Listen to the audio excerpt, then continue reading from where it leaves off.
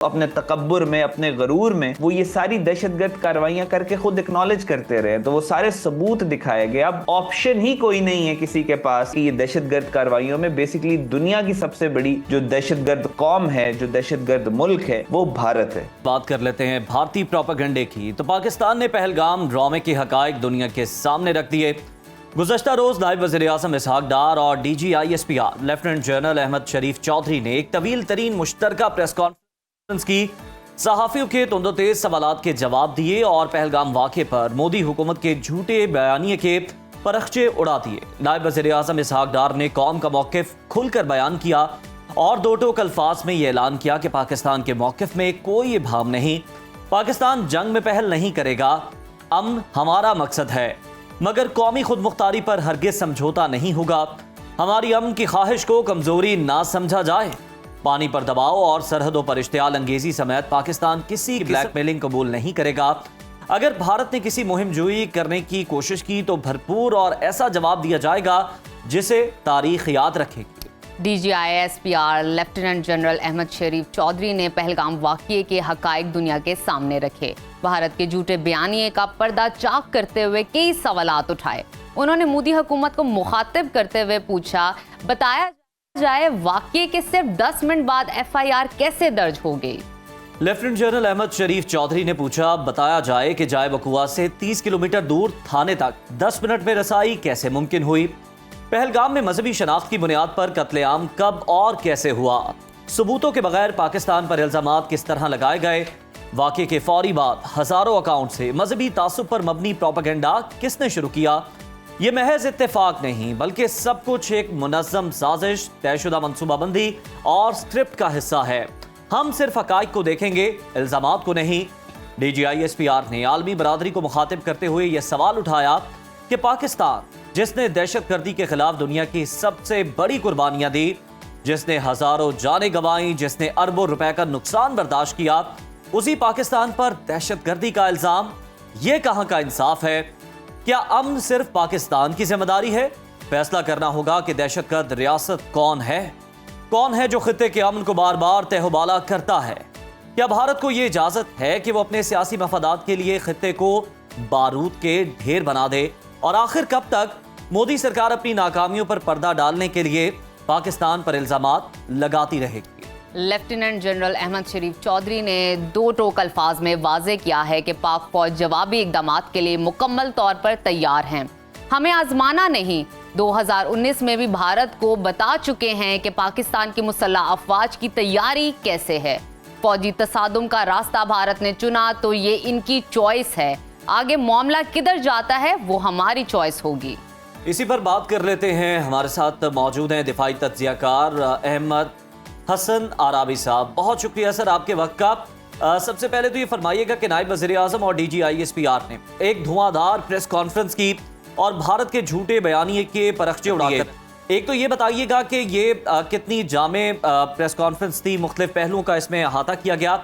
साथ ही साथ आप क्या देखते हैं कि ये प्रेस कॉन्फ्रेंस सिफारती और आलमी सतह पर कितनी अहमियत की हामिल। देखिए, बहुत शुक्रिया आपका। ये जो प्रेस कॉन्फ्रेंस हुई है इसकी टाइमिंग बहुत ज़्यादा इम्पॉर्टेंट है। पूरी दुनिया को ऑलरेडी इंडिया की जो टेरर एक्टिविटीज़ हैं, जो India as a terror factory established है पूरी दुनिया में, India perhaps is the only country in the world जिसकी फॉरेन पॉलिसी का कॉर्नरस्टोन टेररिज्म है और फॉल्स फ्लैग ऑपरेशंस हैं। और जिस तरीके से ये जो प्रेस कॉन्फ्रेंस हुई, ये प्रेस कॉन्फ्रेंस एक केस है इंडिया के खिलाफ, और जिस तरीके से इसमें सबूत दिखाए गए, हिस्टोरिकली एक्सप्लेन किया गया, सारा कुछ एविडेंस बेस्ड था, फैक्ट बेस्ड था। इंडिया की जो टेरर एक्टिविटीज़ हैं, जैसा कि आपको मालूम होगा कि अभी पिछले 1-2 साल से इंडिया के ऊपर इंटरनेशनल प्रेशर भी बहुत ज़्यादा है कि इंडिया जो ट्रांस नेशनल टेररिज्म में इन्वॉल्व रहा है, जो कनाडा के अंदर हरदीप सिंह निज्जर का मर्डर था, और उसके बाद 5 आई अलायंस जिसमें कनाडा, अमेरिका, ऑस्ट्रेलिया, इंग्लैंड और न्यूजीलैंड शामिल था, इन्होंने जो अपनी इन्वेस्टिगेशन की और इंडिया के एक सिटिंग मिनिस्टर अमित शाह को इन्होंने ऑफिशियली ये कहा कि वो टेररिज्म में, दहशतगर्दी में हरदीप सिंह निज्जर के मर्डर को ओवरसी कर रहा था। तो इस सारे कॉन्टेक्स्ट में अभी जो पहलगाम का वाकया हुआ, पूरी दुनिया की अटेंशन पाकिस्तान इंडिया के कॉन्फ्लिक्ट के ऊपर थी। इंडिया की प्रोपेगेंडा फैक्ट्री पूरी दुनिया को ये इंप्रेशन देने की कोशिश कर रही थी कि शायद वो जो पहलगाम वाला इंसिडेंट है उसके पीछे पाकिस्तान है। और फिर जिस तरीके से सबूतों के साथ और जिस एग्रेसिव तरीके से इंडिया को इस मामले में कन्फ्रंट किया गया, कल वाली प्रेस कॉन्फ्रेंस में जो सबूत दिखाए गए, स्पेशली पूरे इंटरनेशनल मीडिया को इकट्ठा किया गया, चाइना से लेकर वेस्टर्न वर्ल्ड, अमेरिका, इंग्लैंड, मुस्लिम वर्ल्ड, हर जगह से नुमाइंदे मौजूद थे, मीडिया रिप्रेजेंटेटिव्स मौजूद थे और उनके सामने बहुत क्लियर तरीके से इंडिया की टेरर एक्टिविटीज रखी गई। इनके जो रॉ के ऑफिशियल या अनऑफिशियल अकाउंट्स हैं, जिसमें जो इंटरनेट पे बैठ के पाकिस्तान के अंदर दहशतगर्द कार्रवाई होने से पहले बताते थे कि इस जगह पे अटैक होगा, इस जगह पे अटैक होगा, वो सारा कुछ सबको मालूम था। लेकिन इस टाइमिंग में, आजकल के दौर में, जो पिछले 4-5-7 दिनों में पूरी दुनिया की अटेंशन पाकिस्तान इंडिया की तरफ है, उन दिनों में इन सारी चीजों को एक्सपोज करना, इसके बहुत अहमद साहब, ये बात आपकी बिल्कुल दुरुस्त है। इस वाकये में टाइमिंग इज वेरी इंपॉर्टेंट और वाकये के 10 मिनट बाद FIR दर्ज हो जाना, जाहिर बात है इसके पीछे कोई अहम मकासद तो होंगे भारत के। मैं जानना चाहूंगी, भारतीय दहशतगर्दी के बाद पहलगाम वाकये पर भी भारत के झूठे बयाने का पर्दाचाक हो गया है। मोदी सरकार ने पहलगाम जो वाकया प्लान किया, ये प्लांट करवाया है, इसके पीछे क्या मकासद हो सकते हैं? जी सॉरी, आपकी आवाज़ थोड़ी सी कट गई थी दरमियान में। जी, मैं अहमद साहब अर्ज ये कर रही हूँ कि डेफिनेटली टाइमिंग इज़ इम्पॉर्टेंट और जब भी ये वाकया पेश आया उसके 10 मिनट बाद ही ये FIR दर्ज हो गई है। तो ये भारतीय दहशतगर्दी के बाद पहलगाम वाकये पर भारत के झूठे बयाने पर पर्दाचाक तो हो गया। मोदी सरकार ने पहलगाम क्यों प्लांट करवाया, इसके पीछे डेफिनेटली कोई ना कोई मकासद तो होंगे। आपका क्या एनालिसिस है, क्या असल मकासद हो सकते हैं? देखिए, सिंपल सा इसको आप अगर इंडिया को पिछले 3 साल से इनके ऑब्जर्व करें, इनके मिलिट्री ट्रेनिंग को देखें, इनकी वेपन प्रोक्योरमेंट को देखें और इनके सियासतदानों का जो पॉलिटिकल रिटोरिक है उसको देखें, तो ये तीनों चीज़ें पॉइंट आउट करती हैं कि इंडिया एक कन्वेंशनल वॉर, एक इन्वेजन पाकिस्तान के ऊपर करने का प्लान कर रहा था बहुत अरसे से। इन्होंने तकरीबन $100 बिलियन प्लस का असला, कन्वेंशनल असला खरीदा है। दुनिया का सबसे बड़ा ये इम्पोर्टर है असलहे का, और जो पिछले 3 साल से ये ट्रेनिंग कर रहे हैं, मिलिट्री ट्रेनिंग कर रहे हैं, वो सारी कन्वेंशनल जंग की कर रहे हैं। इंडिया ने अपनी जो नेवी के ऊपर सबसे ज़्यादा इन्वेस्ट किए, जो दुनिया का सबसे बड़ा इंपोर्टर बने और $100 बिलियन प्लस का असला लिए, तो और उसमें सबसे ज़्यादा असला नेवी के पास आया है। और नेवी इंडिया सिर्फ और सिर्फ पाकिस्तान के खिलाफ इस्तेमाल करता है। चाइना के खिलाफ तो इंडिया की सीज नहीं है, या नेपाल के खिलाफ या बांग्लादेश के खिलाफ तो नहीं। So it was a writing on the wall that India is planning some mischief, एक पाकिस्तान के खिलाफ मिसएडवेंचर प्लान करना चाह रहा है। फिर आप ये भी देखें कि अब से तकरीबन 2 साल पहले इंडिया की नई पार्लियामेंट की इन्होंने इनॉग्रेशन की और उस पार्लियामेंट में इन्होंने पाकिस्तान एडमिनिस्ट्रेटेड कश्मीर और गिलगित बल्तिस्तान की भी सीटें मुख्तस करके रखी थी। ये प्लान किया हुआ था कि जब हम खुदा न खास्ता कश्मीर और गिलगित बल्तिस्तान पे हमला करेंगे तो उनके MPs और MNAs जो है वो इन सीटों पे आके बैठेंगे। अपनी पार्लियामेंट के अंदर इन्होंने अखंड भारत का मैप लगाया था।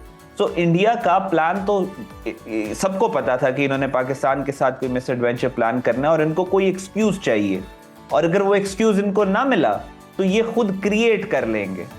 तो ये जो फॉल्स फ्लैग ऑपरेशन था, ये इन्होंने इस वजह से खुद क्रिएट किया। लेकिन उस फॉल्स फ्लैग ऑपरेशन के बाद इनका मकसद यही था पाकिस्तान पे हमला करना, लेकिन जो रिस्पांस पाकिस्तान की तरफ से आया और फिर दुनिया ने जिस तरीके से पाकिस्तान के स्टैंड्स को कबूल किया, पाकिस्तान के पीछे खड़े हुए, इंडिया जो सपोर्ट चाहता था पूरी दुनिया से वो उसको नहीं मिली, तो उसके बाद Indians actually went on the back foot.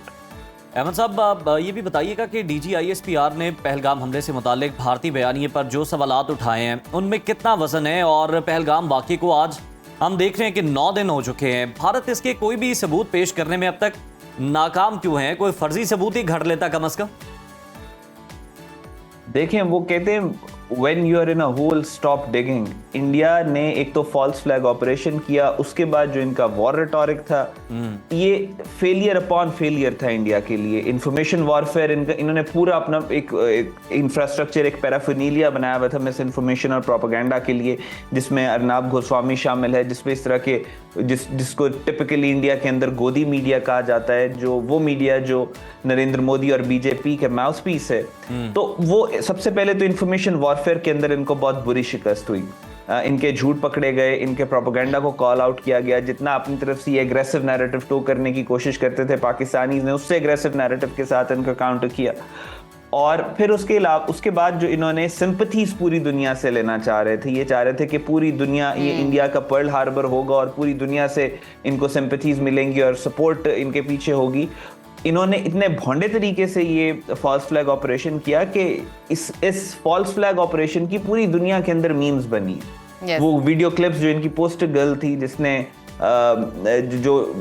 जिसकी वीडियो इन्होंने हर इंडियन न्यूज चैनल पे चलाई, जो कहती थी कि हमारे ऊपर यहाँ पे टेररिस्ट एक्टिविटी हुई है और मेरे हस्बैंड नहीं मिल रहा और वो भेल पूरी खा रहे थे और एकदम गुम गए।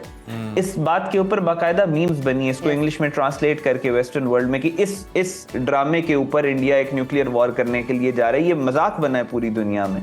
सो हर महाज के ऊपर उनको शिकस्त हुई। फिर उसी कॉन्टेक्स्ट में जो कल की आपने कहा कि DGISPR ने जो सबूत और शवाहिद दिखाए हैं वो सारा एविडेंस है, वो उन्होंने स्क्रीन के ऊपर साथ साथ प्ले किया है, वो अनडिनाएबल है, उसको आप डिनाई कर ही नहीं सकते, आपके सामने चलता रहे। Direct from the horses mouth वाली बात है कि इंडियंस खुद एक्नॉलेज करते रहे हैं, जो अपने तकब्बुर में अपने गरूर में वो ये सारी दहशतगर्द कार्रवाइयां करके खुद एक्नॉलेज करते रहे, तो वो सारे सबूत दिखाए गए। अब ऑप्शन ही कोई नहीं है किसी के पास सवाए उसको उस पर यकीन करने के कि ये दहशतगर्द कार्रवाइयों में बेसिकली दुनिया की सबसे बड़ी जो दहशतगर्द कौम है, जो दहशतगर्द मुल्क है, वो भारत है। बिल्कुल अहमद साहब, अभी आप मीम्स का तस्करा कर रहे थे तो पानी बंद करने के हवाले से भी काफ़ी मीम्स बनी है, क्योंकि प्रैक्टिकली ये इम्पॉसिबल है पानी बंद करना। अच्छा, मजीद आपसे जानना चाहूँगी, भारतीय दहशतगर्दी और पहलगाम वाक़ये पर मोदी हुकूमत का सारा कच्चा छटा हम जानते हैं खुल के सामने आ गया है। इसको मजीद मौसर बनाने के लिए पाकिस्तान को सफारती महाज पर क्या हिकमत अमली अपनाने की ज़रूरत है? देखिए, पाकिस्तान को जो सफारती महाज पे फतूहात नसीब हुई हैं, जो पूरी दुनिया पाकिस्तान के स्टैंड को सीरियस ले रही है, उसकी हमें बिल्कुल क्लियर हो जाना चाहिए। उसकी वजह ये थी कि जब पहलगाम का वाक़या हुआ, आपने देखा पहले दिन अमेरिका ने कोई ऐसा स्टेटमेंट दिया जो कि थोड़ा सा इंक्लाइंड था टुवर्ड्स इंडिया। इसराइल ने खुल के इंडिया की सपोर्ट की और बाकी जगह पे खामोशी थी। लेकिन फिर आपने देखा तकरीबन 24 to 36 आवर्स के बाद पूरी दुनिया पाकिस्तान के हक में स्टेटमेंट्स देना शुरू की। उसकी वजह ये थी कि पाकिस्तान ने अपना जो रिजॉल्व था कि पाकिस्तान के ऊपर अगर इन्होंने अटैक किया या पाकिस्तान के ऊपर इन्होंने झूठा इल्ज़ाम लगाया तो पाकिस्तान इस दफ़ा इंडिया को नाको चने चबवाएगा। और पाकिस्तान का जब वो रिजॉल्व पाकिस्तान के, आप एक स्ट्राइक करेंगे उसके बदले में हम आप पे कई स्ट्राइक्स करेंगे, आप एक बंदा मारेंगे, आप सोच भी नहीं सकते हम फिर आपके साथ क्या करेंगे। ये रिजॉल्व जब पाकिस्तान ने दिया तो फिर पूरी दुनिया ने पाकिस्तान को सीरियसली अहमद साहब, हम रद्द-ए-अमल की बात कर रहे हैं, आप बिल्कुल ठीक कह रहे हैं कि जब हमने इस बात का इजहार किया तो फिर पूरी दुनिया ने हमें सीरियस लिया। हुकूमत की जानिब से 36 घंटों में भारतीय कार्रवाई का खदशा जाहिर किया गया था और आप जानते हैं कि जिस तरह वज़ीर इत्तलात ने रात गए हंगामी प्रेस कॉन्फ्रेंस की थी, अगर भारत कोई मुहिम जोई कर लेता है तो यही सवाल है, इसकी जानिब भी हम आना चाहेंगे कि पाकिस्तान की जानिब से किस तरह का जवाब जो है वो दिया जा सकता है, किस तरह की तैयारी? देखें, पाकिस्तान वो जैसे कहा प्रेस कॉन्फ्रेंस में भी DGISPR ने कहा कि पाकिस्तान अमा वक्त तैयार है और पाकिस्तान की जो आर्म्ड फोर्सेस हैं वो बैटल रेडी आर्म्ड फोर्सेस हैं। इंडिया की आर्म्ड फोर्सेस के अंदर पाकिस्तान को लेके अभी पिछले कुछ अरसे में जो मोदी का रिटोरिक है उसको लेके बहुत शदीद पैनिक है। इन्होंने अपनी जो नॉर्दर्न कमांड जो रिस्पॉन्सिबल होनी थी पाकिस्तान के ऊपर अटैक करने के लिए, उसके लेफ्टिनेंट जनरल हैं उसको भी सैक कर दिए। कल से सुनने में खबरें आ रही हैं इंडियन मीडिया इसको दबाने की कोशिश कर रहे हैं कि उनकी एयरफोर्स के कुछ सीनियर ऑफिसर्स हैं उनको भी सैक कर दिया गया। वो भी ये बात कर रहे हैं कि हमारी जो इंडियन फोर्सेस हैं वो पाकिस्तान के ऊपर हमला नहीं कर सकती। और दूसरी तरफ पाकिस्तान के अंदर तो पाकिस्तान तो पूरा प्रिपेयर्ड था कि इंडिया किसी भी टाइम आएगा और बहुत क्लियर इसका जो था वो रिस्पांस होना था पाकिस्तान को, और अभी भी बहुत क्लियर होगा। ये एक स्ट्राइक करेंगे, एक स्ट्राइक का ड्रामा करेंगे, पाकिस्तान 10 स्ट्राइक्स करेगा। ये एक पाकिस्तानी को शहीद करने की कोशिश करेंगे, पाकिस्तान 100 को शहीद करेगा।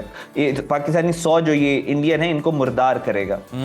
सो इनको बेसिकली इनकी माइंडसेट और साइकी ये है इंडियन आर्मी की। मैं सिर्फ आपको ग्रेविटी बता रहा हूँ कि ये पाकिस्तान के साथ लड़ना चाह रहे हैं, पाकिस्तान की उस फौज के साथ लड़ना चाह रहे हैं जिसका हर जवान दिन में 5 दफ़ा शहादत की दुआ करता है। और इनकी अपनी हैसियत और औकात ये है कि इनकी लिटरेचर में, इनकी डिक्शनरी में जो इनका बंदा, इंडियन आर्मी का बंदा मर जाए उसको इज्जत देने के लिए कोई लफ्ज़ नहीं है। और ये कुरान से शहादत या शहीद की इस्तिलाह निकालते हैं और उसको इस्तेमाल करते हैं। सो ये इन दोनों फौजों का आइडियोलॉजिकल कंपैरिजन है। India actually stands no chance. बिल्कुल, आपने बड़ा अच्छा तज्जिया दिया कि ये नजरियाती फर्क है दोनों फोर्सेस के। बहुत शुक्रिया, अहमद हसन साहब हमारे साथ मौजूद थे और इस तमाम तर मामले पर वो अपना तज्जिया दे रहे थे। और साथ ही साथ हमने देखा कि कल DGISPR की जानिब से जो अहम प्रेस कॉन्फ्रेंस की गई उसमें तमाम सवालात के जवाबात भी दिए गए, तमाम पहलुओं का अहाता भी किया गया। और साथ ही साथ हमने देखा कि इस मौजू पर भी बात हुई कि पाकिस्तान हमा वक्त तैयार है। वो किस तरह तैयार है? अगर हम इसका थोड़ा सा बैकग्राउंड देखें तो पाकिस्तान की जो फौज है रोजाना कई ऑपरेशन कर रही होती है, कई 100 ऑपरेशन जो है वो रोजाना की बुनियाद पर जो है वो सर अंजाम दिए जा रहे होते हैं। हमारे जवान शहादत के रुतबे पर फाइज भी होते हैं, गाजी भी बनते हैं और बहुत सारी फतुहात और कामयाबियां भी हासिल करते हैं। और मुख्तलिफ हम देखते हैं कि अफगानिस्तान बॉर्डर और मुख्तलिफ महाजों पर जो है ऑपरेशन कर रहे होते हैं। तो हमारी आर्मी तो हमा वक्त तैयार है, अलबत्ता देखना यह कि भारत की तैयारी कितनी। बिल्कुल नाजरीन, और इसी के साथ लेते हैं एक छोटी सी ब्रेक। कहीं मत जाइए, देखते रहिए सुनो पाकिस्तान।